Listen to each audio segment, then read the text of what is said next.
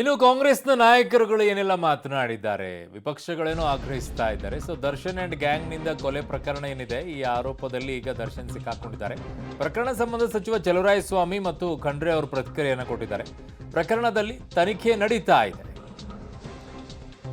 So court ಅಂತಿಮ ತೀರ್ಮಾನವನ್ನ ತೆಗೆದುಕೊಳ್ಳುತ್ತೆ ಅಂತ ಹೇಳ್ತಾ ಇದ್ದಾರೆ ಸಚಿವರು. ಹೀನ ಕೃತ್ಯಕ್ಕೆ ಶಿಕ್ಷೆ ಆಗಲೇಬೇಕು, ಆಗಲಿದೆ ಅಂತಾನೂ ಕೂಡ ಸಚಿವರು ಮಾತನಾಡಿದ್ದಾರೆ. ಏನು ಹೇಳಿದ್ದಾರೆ ನೋಡೋಣ. ಏನು ಕೇಸು ನಿಮಗೆ ಗೊತ್ತಿರೋ ಅಷ್ಟೇ ನನಗೂ ಗೊತ್ತಿದೆ. ನೋಡ್ತಾ ಇದ್ದಾರೆ, ಗೃಹ ಸಚಿವರು ಅದನ್ನು ಮಾನಿಟರ್ ಮಾಡ್ತಾರೆ. ಅದನ್ನು ಅವರೇ ಬ್ರೀಫ್ ಮಾಡೋದು ಸೂಕ್ತ. ಅದು ಈಗ ಪ್ರಜ್ವಲ್ ರೇವಣ್ಣನ ತನಿಖೆ ಆಗ್ತಾ ಇದೆ, ನೋಡಿದಿರ ಎಲ್ಲಾರ? ರೇವಣ್ಣನ ತನಿಖೆ ಆಗ್ತಾ ಇದೆ, ನೋಡಿದಿರ ಥರ ದರ್ಶನ್ದು ಅಷ್ಟೇ 100% ಪ್ರಾಪರ್ ಆಗಿ ತನಿಖೆ ಆಗುತ್ತೆ. ಏನು ಕ್ರಮ ತಗೊಳ್ಳೋದು ಪೊಲೀಸ್ ಇಲಾಖೆ ಒಂದು ಹಂತ, ಅಲ್ಟಿಮೇಟ್ ಕೋರ್ಟ್ ನ್ಯಾಯಾಲಯಕ್ಕೆ ಹೋಗುತ್ತೆ. ಶಿಕ್ಷೆ ಕೊಡೋದು, ಅವ್ರಿಗೆ ಮಾನ್ಯತೆ ಕೊಡೋದು, ಸ್ಟೇ ಕೊಡೋದು, ಬೇಲ್ ಕೊಡೋದು ಎಲ್ಲ ಕೋರ್ಟ್ ನೋಡ್ಕೊಳ್ಳಿ.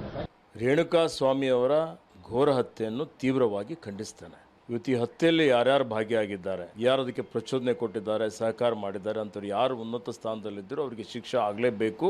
ಸರ್ಕಾರ ತಕ್ಷಣವೇ ಕ್ರಮ ಕೈಗೊಂಡಿದೆ, ಸುಮಾರು ಜನರಿಗೆ ಬಂಧಿಸಿದ್ದಾರೆ. ತನಿಖಾ ವರದಿ ಇವತ್ತು ತನಿಖೆ ನಡೀತಾ ಇದೆ. ಹೀಗಾಗಿ ತ್ವರಿತಗತಿಯಲ್ಲಿ ವಿಚಾರಣೆ ಆಗಬೇಕು ಮತ್ತು ಅಪರಾಧಿಗಳಿಗೆ ಘೋರ ಶಿಕ್ಷೆ ಆಗಬೇಕು.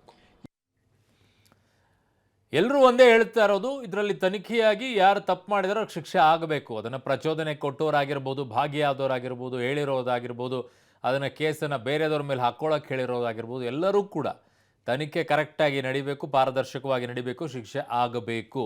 ಯಾರಾದರೂ ಇದರಲ್ಲಿ ಇಲ್ಲ ಹಾಗೆ ಹೀಗೆ ಅಂತ ವಹಿಸ್ಕೊಂಡು ಬಂದರೆ ಅವರಂಥ ಮೂರ್ಖರು ಇನ್ಯಾರೂ ಇರೋದಿಲ್ಲ ಅಂತ ಕಾಣಿಸುತ್ತೆ. ಯಾಕಂದರೆ ಕೊಲೆ ಪ್ರಕರಣ ರೀ, ಒಂದು ಕುಟುಂಬದಲ್ಲಿ ಒಂದು ಜೀವ ಹೋಗಿರುವಂಥ ಪ್ರಕರಣ.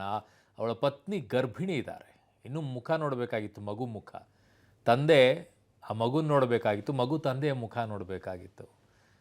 ಅದು ಯಾವುದು ಇಲ್ದಂಗೆ ಆಗ್ಬಿಡ್ತಾ. ಕುಟುಂಬದ ಪರಿಸ್ಥಿತಿ ಏನಾಗಿರುತ್ತೆ, ನಿಮ್ಮ ಮನೆಯಲ್ಲಿ ಯೋಚನೆ ಮಾಡ್ಕೊಂಡು ನೋಡ್ಕೊಳ್ಳಿ, ಇದೇ ರೀತಿಯಾಗಿದ್ದರೆ ನಿಮ್ಮ ಮನೆಯಲ್ಲಿ ಹೇಗೆ ಪ್ರತಿಕ್ರಿಯೆ ಇರ್ತಾ ಇತ್ತು ಅಂತ ಹೇಳಿ. Just imagine. ಇಲ್ಲ ಕೇಳಿ ಮನೇಲಿ ಹೋಗಿ, ಹಿಂಗಾಗಿದ್ದಿದ್ರೆ ಏನಾಗ್ತಿತ್ತು ಅಂತೇಳಿ ನಿಮ್ಮ ಮನೇಲಿ ಉತ್ತರ ಕೊಡ್ತಾರೆ ಅದಕ್ಕೆ. ಆಗ ಡಿಫೆಂಡ್ ಮಾಡ್ಕೊಳ್ಬೇಕಾ ಅಥವಾ ಇಲ್ವಾ ಅನ್ನುವಂಥದ್ದನ್ನು ವಹಿಸ್ಕೊಂಡು ಮಾತನಾಡಬೇಕಾ ಅಥವಾ ಇಲ್ವಾ ಅನ್ನುವಂಥದ್ದನ್ನು ಯೋಚನೆ ಮಾಡಿ. ಹಲವು ರೀತಿಯಾದಂಥ ಇನ್ನೂ ಡಿಫೆಂಡ್ ಮಾಡುವ ಮಟ್ಟಕ್ಕೆ ಇದ್ದೀರಾ ನೀವು. ಅಭಿಮಾನ ಇರಬೇಕು, ಅತಿಯಾದಂಥ ಅಭಿಮಾನ ಇರಬಾರ್ದು.